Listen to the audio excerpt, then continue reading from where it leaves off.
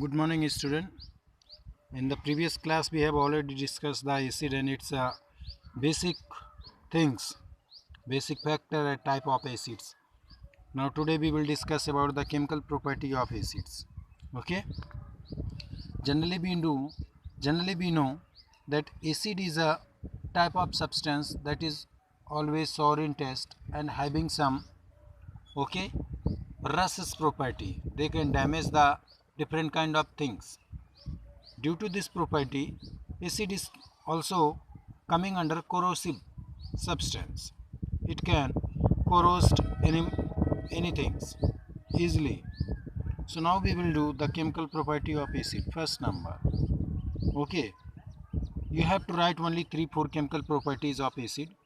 In the questions paper, if they will ask you write any 3 chemical property of acids, you have to write just what I am making you understand. See it carefully, subscribe the channels and like it. Okay, fine.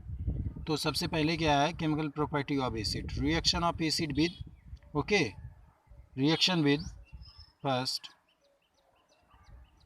reaction with metals.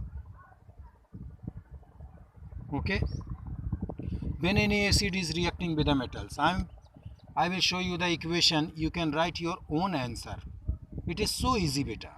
How? Just telling you. Suppose this is a what? Magnesium. It is a metal. It is reacting with the acid. HCl is a acid. तो अभी हमको क्या करना है, magnesium की valency तो 2 होती है, हाइड्रोजन की 1, क्लोरीन की 1, मतलब ये 1 है। ओवरऑल ये 1 रुपये का सिक्का है, मैग्नीशियम 2 रुपये का सिक्का है। तो हमेशा मैंने बताया हुआ आपको the reaction will be always happened in the equal position. तो इसे भी हमको 2 बनाना पड़ेगा, 2 बनाना पड़ेगा मतलब यहाँ 2 रखना पड़ेगा। समझ में आ रही बात? तो अगर जो ये 2 है तो ये भी 2 बन गया। तो अब देखो प्रोडक्ट क्या बनेगा, Mg हो गया, यहाँ पे Cl2 बन गया, MgCl2 plus H2 hydrogen gas है, ये निकल आएगी रिएक्शन में। ठीक है। अब जब हाइड्रोजन गैस निकल आती तो एक जब जलती हुई माचिस की तीली हम ले जाते रिएक्शंस के पास, वो पप साउंड करता है, जैसे हम लोग च्युइंगम मुंह में फुला के दबाते हैं वैसे साउंड करेगा बिल्कुल। तो अब खुद से आपका आंसर क्या बनेगा, when any metal is reacting with the acid it is form salt and hydrogen gas liberate in the reaction. हो गया ना, है ना easy. Then hydrogen gas liberate in the reactions. You have to write this reactions any metal gas.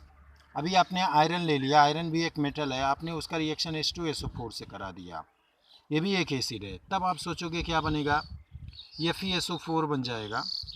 Okay, FeSO4 बन जाएगा, सीधे सीधे बन जाएगा। फेरस सल्फेट, ये भी एक सॉल्ट है, प्लस H2 गैस निकल आएगी।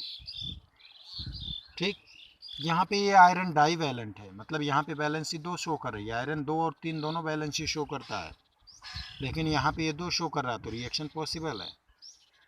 3 वैलेंसी शो करता तो ये एसिड, तो तीनों की प्रॉपर्टी भी शो हो जाती है।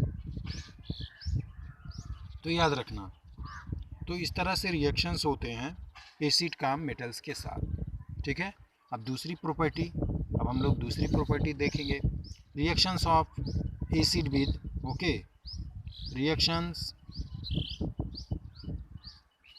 विद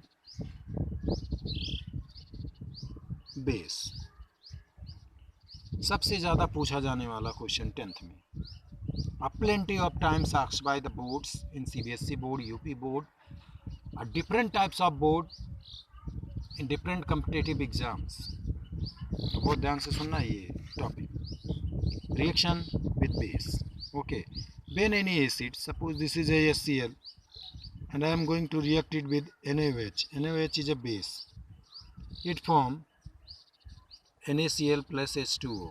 देखो यहाँ से हमने Cl को अलग कर दिया और यहाँ से Na को अलग कर दिया, तो ये क्या बन गया, NaCl बन गया। बचा क्या, 2H बचा, H2 हो गया, एक O बचा, H2O बन गया। When any acid is reacting with a base it is form salt and water। This is guys salt and this is water, and the reaction is called neutralization reaction बेटा। क्या reaction? Neutralisation. जब भी किसी reactions में salt produce हो और साथ में वाटर बने तो वो रिएक्शन न्यूट्रलाइजेशन ही है, याद रखना। ठीक, कुछ कंप्लीट न्यूट्रलाइजेशन शो करते, कुछ इनकम्प्लीट शो करते। इनकम्प्लीट कौन शो करेगा? जैसे जो स्ट्रॉन्ग बेस नहीं रहेगा। उसका भी मैं एक दिखा देता हूँ। जैसे ये Cl है, इसका रिएक्शन अगर जो MgO से हो गया, मैग्नीशियम ऑक्साइड, देखो ये भी एक बेस है, ये भी क्या है? एक बेस है, लेकिन स्ट्रॉन्ग बेस नहीं है क्योंकि इसमें OH नहीं है। O तो है लेकिन H नहीं, मतलब OH ग्रुप नहीं है। तो ये भी वही चीज़ फॉर्म करेगा। इसको हमने ट्वाइस ले लिया तो ये बन गया MgCl2, सॉल्ट तो बन गया, प्लस क्या बन गया यहाँ से? वाटर बन गया। तो ये भी न्यूट्रलाइजेशन का प्रोसेस शो करेगा, लेकिन MgO क्या स्ट्रॉन्ग बेस नहीं है। तो that means the reaction will be neutralization but MgO is not a strong base, remember. ठीक है, तो ये दोनों में डिफरेंस है। MgO स्ट्रॉन्ग बेस नहीं है तो न्यूट्रलाइजेशन की प्रॉपर्टी कंप्लीट नहीं होगी। मतलब न्यूट्रलाइजेशन तो है रिएक्शन, लेकिन the process of formation of water and salt is not so good as in the process of the real base and acids reaction. Video जहाँ नहीं समझ में आएगा पॉज करके देखना आप लोग। ओके, थर्ड नंबर क्या है? Reaction of acid. ओके, अभी हमने दो चीज़ों का रिएक्शन दिया आपको बहुत ही ढंग से। तो अब ये दो रिएक्शंस आप लोग एकदम दिमाग में अच्छी तरह से रख लोगे। ठीक है, अब मेटालिक ऑक्साइड के साथ भी रिएक्शंस होते हैं, बेस के साथ होते हैं। अब थर्ड नंबर क्या है हमारा? Reaction of acid with water. ये कई बार पूछा जाने वाला ये भी क्वेश्चन है, लेकिन IITG और CPMT मीन्स जो आप नीट का एग्ज़ाम देते हो। जैसे when any acid is reacting with, एक एसिड है, इसका रिएक्शन किसके? वाटर के साथ करना है हमको। थर्ड नंबर क्या? Reaction with water.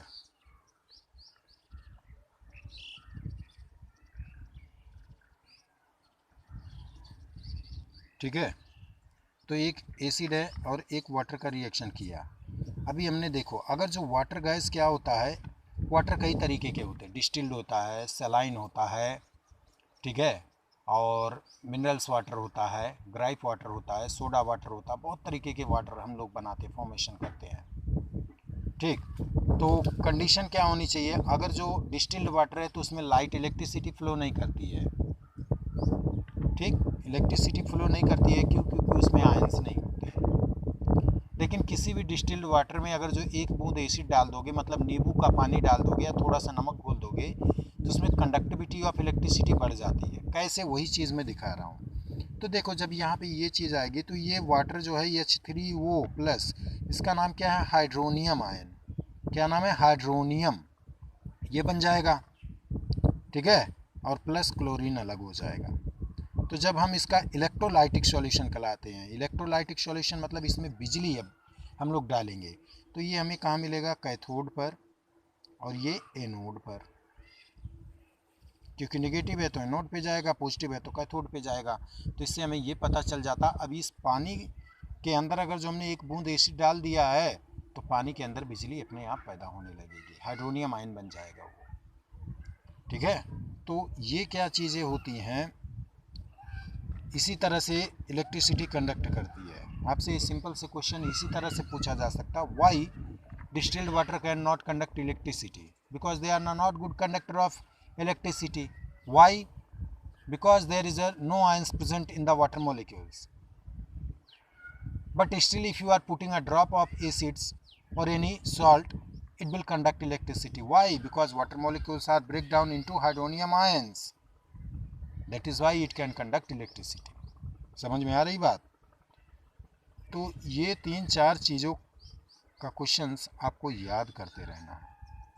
इससे ज़्यादा कभी एसिड्स के बारे में आता नहीं, आपसे पूछा नहीं जाता। ठीक है, तो ये एसिड का वीडियो जो है मैं आपको आज अपलोड कर दूंगा, तो यू गैस देखते रहना। अब नेक्स्ट डे जो है हम लोग बेस का वीडियो अपलोड करेंगे। एसिड हो जाएगा, बेस हो जाएगा, फिर पीएच स्केल, उसके बाद ये लेसन खत्म हो जाएगा।